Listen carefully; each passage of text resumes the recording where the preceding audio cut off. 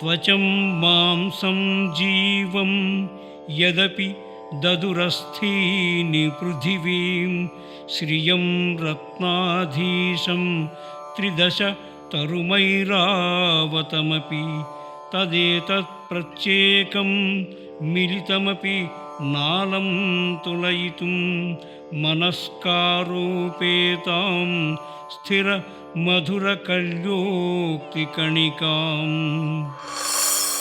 కర్ణుడు శరీరాభిన్నమైన కవచాన్నిచ్చాడు.